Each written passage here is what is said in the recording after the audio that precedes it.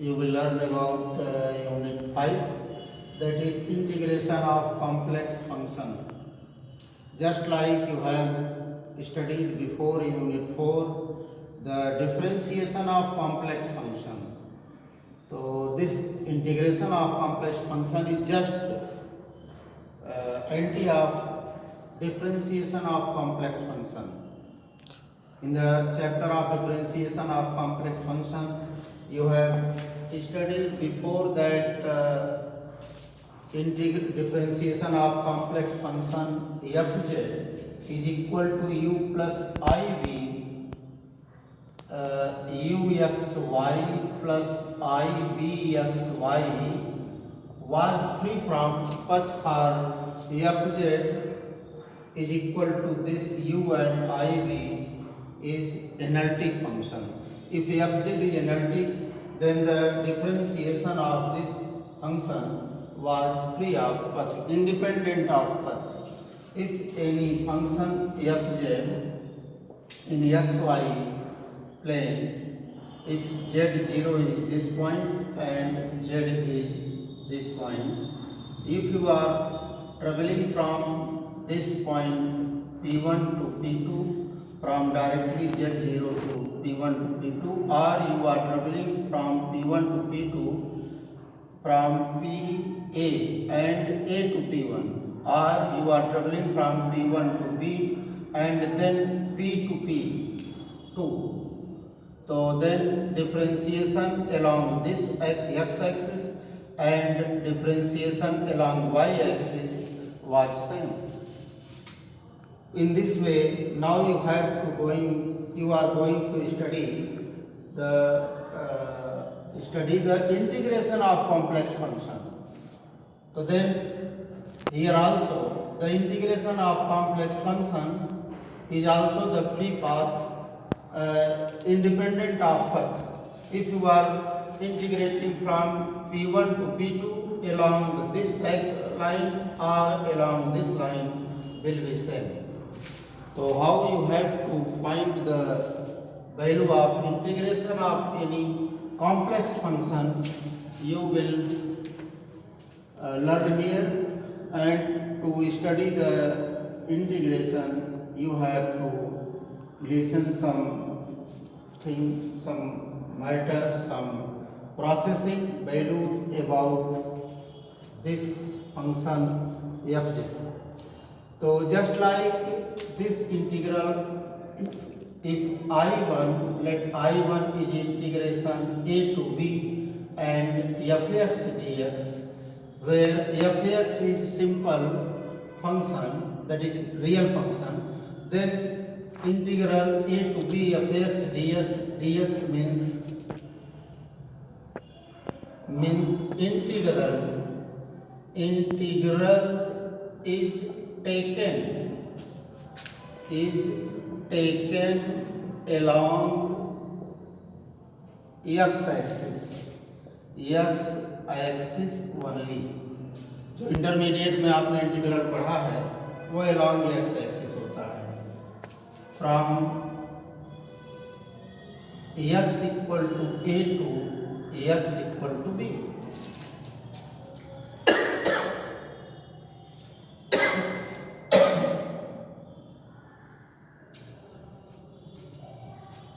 But in the case of complex function, integral I to let is equal to a to b, यहाँ पर यह x equal to a, x equal to b consider किया जाता है. यहाँ पर z equal to a consider किया जाएगा और z equal to b, and fz and dz consider करते हैं. Where fz can be taken as uxy and plus I bxy.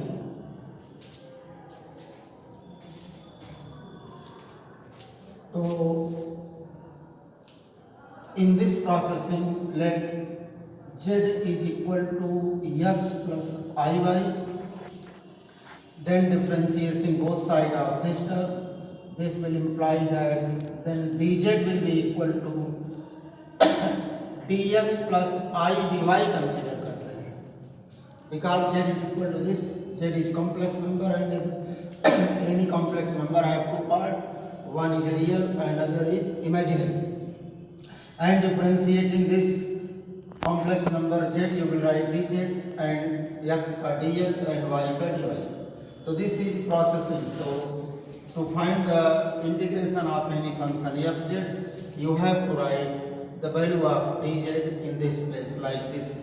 Let I2 is equal to integral a to b, and let fz, one time I am writing this, and fz dz will be equal to a to b, and let du plus ib into dx plus I dy लिखेंगे. अब यहाँ पर आपको ध्यान से देखना है कि आप इसका ये जनरल मेथड है कि आप कैसे इसको इंटीग्रेट करोगे. तो any given function fz can be written in this form where fz is analytic. If fz is analytic then that will follow the CR equation rule. ये ध्यान रहेगा.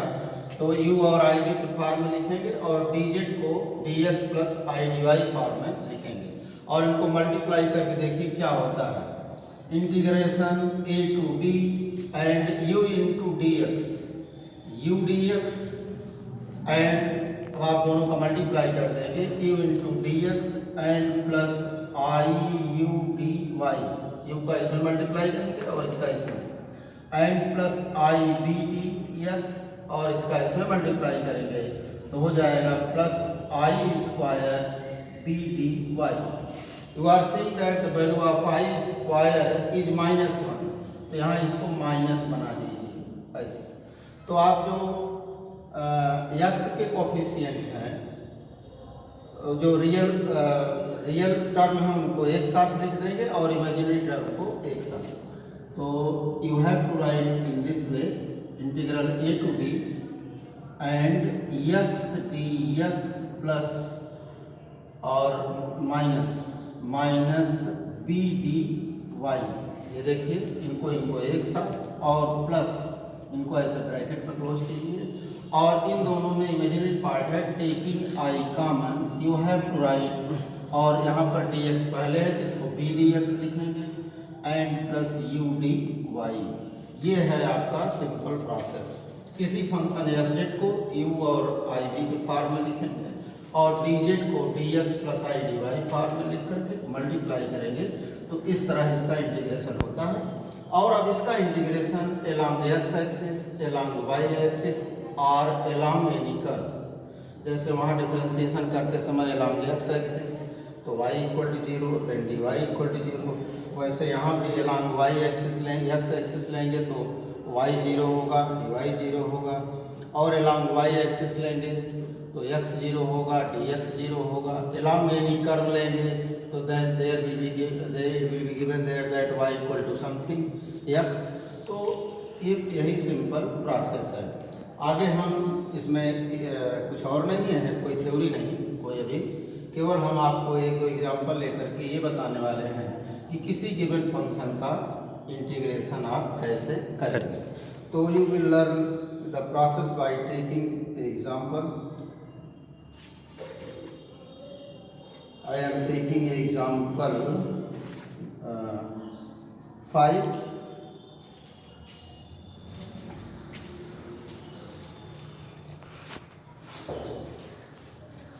Now you are studying about unit 5, that is integration of complex function. तो हमने आपको बताया कि complex function का integration पढ़ने के लिए आप कैसे करते हैं, वो हम एक एग्जांपल लेकर के आपको फिर बताते हैं. Example now 5 on page.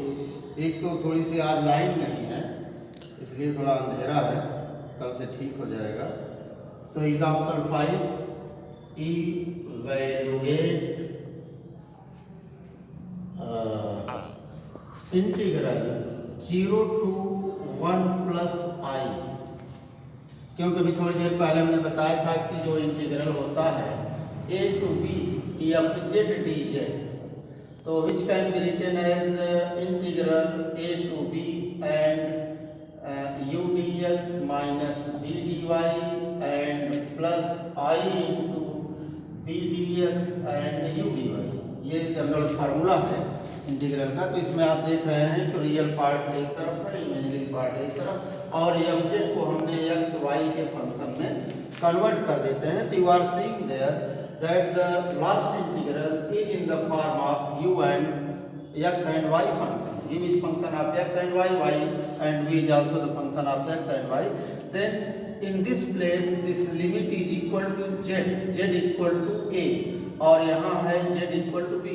तो जब z को जो a b है वह कुछ ऐसी नंबर होती है, जैसे इसको z1 मान लें, इसको z2 मान लें, तो let z1 is equal to a equal to a1 plus i v1 हो सकता है, या i_a2 हो सकता है, और z2 का written as b1 plus i_b2। माने ये जो लिमिट है इसके दो पार्ट हो सकते हैं, एक रियल पार्ट होगा, एक इमेजिनरी पार्ट होगा, या दोनों होंगे। तो जैसे यहाँ पर दिया गया है this is z1 equal to 0 plus i0 आप ले सकते हैं, and z2 is equal to 1 plus, यहाँ पर z2 का रियल पार्ट 1 है, इमेजिनरी पार्ट भी 1 है, और i इज आयोटा, और यहाँ पर इसका रियल लोअर लिमिट में रियल पार्ट भी 0 है, इमेजिनरी पार्ट भी 0 है, but i is iota, means 0 can be written in this form, 0 plus i0 is equal to 0 and 1 plus I is equal to 1 plus I into 1 can be written in this format। तो ऐसे आपका book में सीधे सीधे इतना ही लिखा है, इसका यही मतलब समझेंगे। नाउ इवैल्यूएट दिस, यहाँ पर सीधे दिया है x square minus I Y and d z, ये है डी जेड। तो ये आपका एफ जेड है, ये जो यहाँ पर f z function x y form में डायरेक्टली दिया है, जिससे घबराने की जरूरत नहीं। ये फंक्शन ये प्रॉब्लम है, this is very important problem.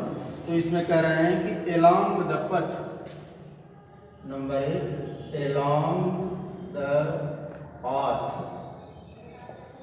A, along the path y equal to x, और दूसरा है इनका along y is equal to x power 2। तो इन दोनों को इंटीग्रेट करना है, इसको आप सिंपली i मान लीजिए, let i is equal to 0 to 1 plus i। इसके पूरे प्रोसेस को आपको ध्यान से सुनना है, ताकि इनके इंटीग्रेशन की processing, this is very simple, very very simple, बड़े आसानी से आपको हो जाएगा। तो you are seeing that this is the lower limit and this is higher limit, ये lower limit 0, higher limit 1 plus i, and then you have to write F Z, let X square minus I Y and into, अब इस D Z को आप लिख देंगे D X plus I D Y, ऐसे लिखना बन रहा है, थोड़ा बहुत दिख रहा है। तो इस तरह ऐसे कर देना है। अब ये तो जनरल इसको इक्वेशन, आप ये 1 है तो इसको 2 लिख दीजिए, और अब नंबर ए सोल्यूशन ए का सोल्यूशन लिखेंगे। तो यहाँ लिखेंगे along y equal to x. तो ये होता क्या है, जैसे मान लीजिए आपका एक्स वाई प्लेन है, आपको फिगर प्रॉब्लम सॉल्व करते हुए नहीं बनानी है। मैं एलॉन्ग एक्स एक्सिस, चूंकि यहाँ पर lower limit z equal to 0 है, ये है z इक्वल टू 0, और एक है z equal to real part 1 और इमेजिनरी पार्ट 1।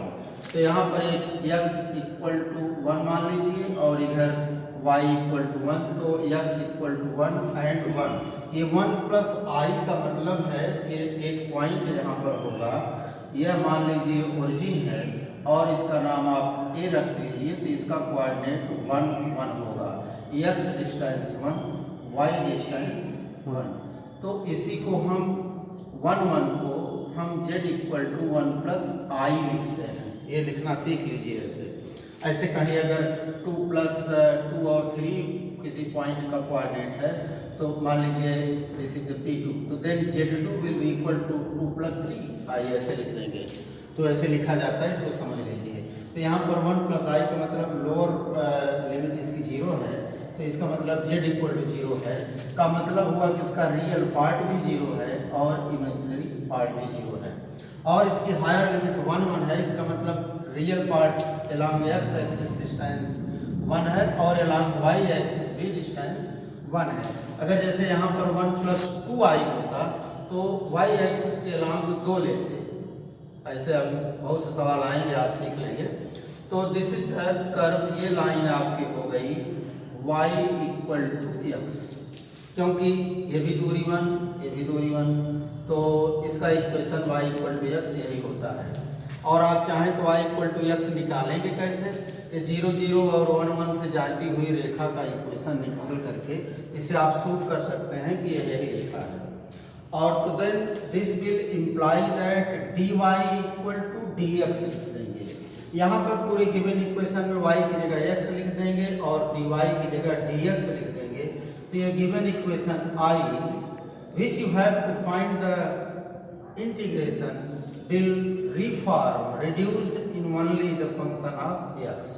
जैसे देखिए इंटीग्रल x² एंड -i, तो y की जगह लिख दीजिए x, and into dx and plus i, तो dy की जगह अब आप लिखेंगे dx। तो यहाँ पर इन दोनों में dx कॉमन कर देंगे, तो यहाँ पर बच जाएगा 1 + i dx। तो this is constant. Now you have to take 1 + i out of integral sign, यहाँ पर लिमिट लिखेंगे 0। और अब ध्यान से देखिए कि पूरा फंक्शन x में कन्वर्ट हो गया, तो यह लोअर और हायर लिमिट, पूरा मैं इसको मिटा कर फिर से लिखता हूँ। अब यहाँ पर जब फंक्शन x में कन्वर्ट आपने कर दिया, तो यहाँ पर जो लोअर लिमिट है इसको आप समझ सकते हैं 0 + i, और यह है 0 + 1 + i × 1, वही रहेगा। तो जब फंक्शन x में कन्वर्ट हो गया तो यह फंक्शन सिंपल फंक्शन बन गया, जैसे आप इंटर में पढ़े हैं अलॉन्ग x एक्सिस वाला बन गया। तो अलॉन्ग x एक्सिस वाला बन गया, तो जो लिमिट है वह अलॉन्ग x की ही लिखेंगे। तो यहाँ पर x = 0 है, यहाँ x = 1 है, तो चूंकि y टर्म इसमें है नहीं, इसलिए इसका इमेजिनरी पार्ट लिमिट में कंसीडर नहीं करेंगे। तो यहाँ लिखेंगे 0 और 1 ऐसे, और उसके बाद इसको लिख देंगे 1 + i out of integral sign. अब यहाँ यह बन गया x = 0 एंड x = 1 ओनली। यहाँ पर यह z = 0 था, ये z = 0 है, z = 1 + i है। But when you have reduced this function in the function of x only by putting this type of substitution, then you have to reform the higher and lower limit according to this function. So this is the function of the x only, then you have to find the lower and higher limit only in the x. तो x में इसकी limit lower limit 0 है, higher limit 1 है, यही लिखेंगे। और यहाँ लिख देंगे x⁻2 - ix and only dx।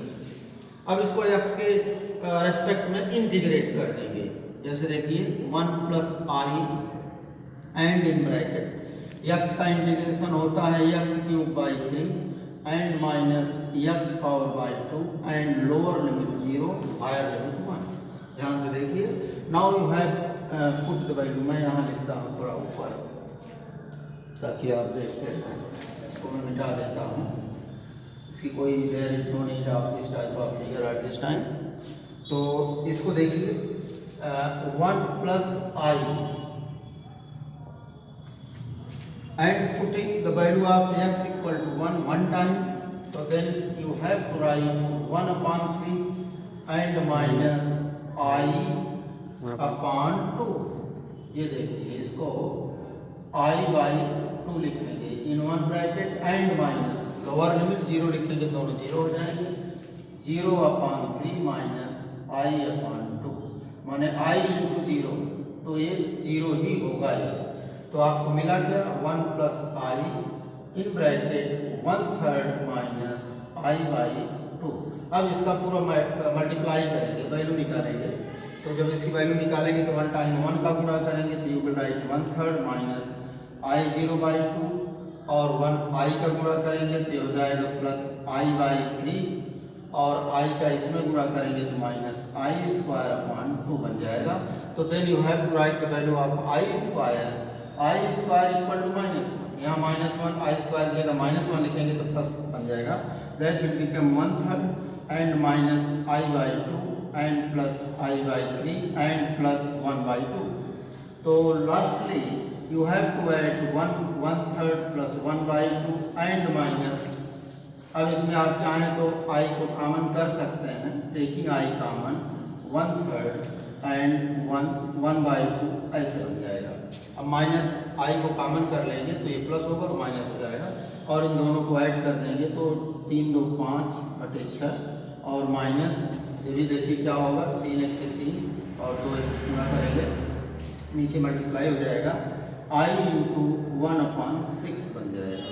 तो this will be equal to 5/6 minus i/6. यही इसका इंटीग्रल है. ऐसे करते हैं. तो चूंकि आज देखिए लाइन है नहीं, अंधेरा है, तो हम लोग चले आए थे, आज स्टार्ट करना था 5 यूनिट, तो इसलिए हमने लाइन न रहने की वजह से भी अपना काम जारी रखा है. और आज हमें उम्मीद है कि लाइन हमने से जुड़ जाएगी, तो कल से हमारी लाइट रहेगी, तो हम लोग फिर से कल अपने समय पर नेक्स्ट और 2 प्रॉब्लम लेकर के इसको और गहराई से हम आपको कुछ सवाल इसमें बताने हैं जो एक ही ट्यूब में आते हैं. तो this is about unit 5, last unit है. इंटीग्रेशन ऑफ कॉम्प्लेक्स फंक्शन आप पढ़ रहे थे, और हमने आपको बताया कि एफ जेड को कैसे u प्लस आई वी में और डी जेड को D X plus I divide में रिफॉर्म करके इस तरह इसको करते हैं, और एग्जाम्पल लेकर के हमने इसको एलॉन्ग एक्स एक्सिस, अभी तो एक ही सवाल पूरा हुआ, अब एक इसमें भी है.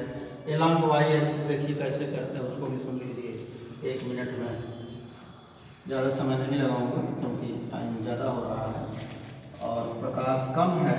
तो अब इसका सेकंड पार्ट देखिए. फर्स्ट पार्ट का आंसर आ गया along y equal to x, तो इंटीग्रल जो था वो I1 was equal to 5/6 minus i/6 था.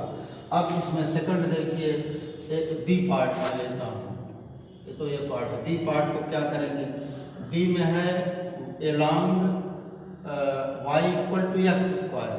तो ये देखिए along y equal to x square होता क्या है, फिगर की कहीं कोई जरूरत नहीं, but I am teaching you. ये लाइन आपकी थी y equal to x, but this line is y equal to x square. This is the parabola. तो इस पैराबोला के एलॉन्ग हमें अब इंटीग्रेट करना है फ्रॉम 0 0 टू 1 माने ये जो आपका 1 और 1 है, जिसको कॉम्प्लेक्स में लिखेंगे तो i प्लस 1 प्लस i बोला जाएगा. एक बार हमने एलॉन्ग दिस लाइन इंटीग्रेशन किया, इसको o मानिए, इसको a मानिए, OA का इंटीग्रेशन हमने किया एलॉन्ग दिस लाइन. अब हम इसका एलॉन्ग दिस लाइन इंटीग्रल करने वाले हैं. तो देखिए कैसे करते हैं. तो ये मेन फंक्शन आपका ऐसे रहेगा ही, इसी में करना है, और this will imply that dy equal to 2x dx लिखेंगे ऐसे, ध्यान से देखिए. और फिर हम पूरे इस xy के फंक्शन को रिड्यूस करेंगे, रिफॉर्म करेंगे only in the function of x, and then the limit will be also reform there. तो जब फंक्शन x का बन जाएगा तो limit from x equal to 0 to 1 होगी. तो इसी तरह इसमें लिखना है. ये देखिए, ये आपका, इसको पहले इसमें I1 माने थे तो इसको I2 ले लेते हैं, and integral x power 2 minus i. अब इसमें आपको ध्यान से देखना है कि हमने y equal to x square माना है, तो यहाँ हो गया x square, and dy equal to 2x dx, तो यहाँ हो गया dx and plus i 2x dx. तो इसमें फिर भी मैं इसे कॉमन करूँगा, ये ध्यान से देखिए. dx कॉमन करेंगे तो नेक्स्ट लाइन में लिखना चाहिए, ऐसे बन जाएगा. अब आप ये dx अकेले हो गया. अब ये पूरा फंक्शन इसमें देखिए कहीं y नहीं है, तो इसलिए इस लिमिट का हम केवल रियल पार्ट ही लिमिट के रूप में कंसीडर करेंगे. चूंकि फंक्शन एलॉन्ग x एक्सिस है, तो ये कहाँ से कहाँ तक है, इस यहाँ पर x इक्वल टू 0 है, यहाँ पर x इक्वल टू 1. तो इन दोनों लाइन के बीच में मेरा जो इंटीग्रल है from x equal to 0 to 1 है. तो फिर लिमिट वही पुरानी ही है. अब इसको रीएडजस्ट करने के लिए आपको इसमें गुणा कर लेना चाहिए, and this is equal to x power 2 and plus i into 2x³ हो जाएगा। इसका इसमें मल्टीप्लाई करेंगे और फिर इसका इसमें करेंगे तो माइनस आई एक्स पावर 2, फिर इसका इसमें करेंगे तो माइनस आई स्क्वायर 2 इंटू x³ बन जाएगा एंड देन dx। इस तरह करते हैं। अब इसमें देखिए ये आई स्क्वायर है तो आई स्क्वायर इक्वल टू -1 होता है, तो हम इसको 1 बना के इसी लाइन में से कर देते हैं। अब इसके रियल पार्ट को हम रिकलेक्ट करेंगे तो ये हो जाएगा 0 to 1 and x² and this plus 2x³ और फिर इसको ब्रैकेट वगैरह में लिखने की कोई आवश्यकता नहीं, इन दोनों को आप ऐसे लिख दीजिए 2ix³ minus ix² and dx। और अब इसे हम इंटीग्रेट करने चल रहे हैं, मैं ऊपर लिखूंगा यहाँ पर ताकि आप इसे लाइट कम है इसलिए देखते रहें। तो integration this will be equal to x² का इंटीग्रल x³ और इसका हो जाएगा plus 2 into x power 4/4 and minus 2i into x power 4/4, इसका देखिए, और माइनस i इंटू x³/3 और लिमिट है 0 to 1। तो सब में x है तो 0 लिखेंगे तो 0 हो जाएगा, केवल 1 का मैं निकाल देता हूँ 1/3 और यहाँ पर ये 2 से 2 रिजेक्ट हो जाएगा, यहाँ 2 बचेगा तो 1 करेंगे तो 1/2 हो जाएगा और फिर यहाँ पर नीचे 2 बच रहा है और x इक्वल टू 1 पुट करने पर 1 हो जाएगा तो ये माइनस आई, ये होगा i/2 और यहाँ भी 1 पुट करेंगे तो माइनस i/3 हो जाएगा। तो इन दोनों को ऐड कर लेंगे तो ये होगा 5/6 और ये माइनस है तो ये हो जाएगा माइनस 3 2 5 चूँकि बोथ आर नेगेटिव तो 5i/6 हो जाएगा। तो दिस इज द आंसर, ये आपका आंसर है। तो इस तरह जो है हम इनकी वैल्यू निकाल लेते हैं दोनों पार्ट की और हमारा ये जो है दिस इज द इंटीग्रेशन। तो ये आज एक सवाल पूरा हो गया, अब कल फिर इसमें हम आगे बताएंगे। आज यहाँ पर स्टॉप करते हैं क्योंकि न तो पंखा चल रहा है और न तो लाइट है, इसलिए थोड़ा अंधेरा है।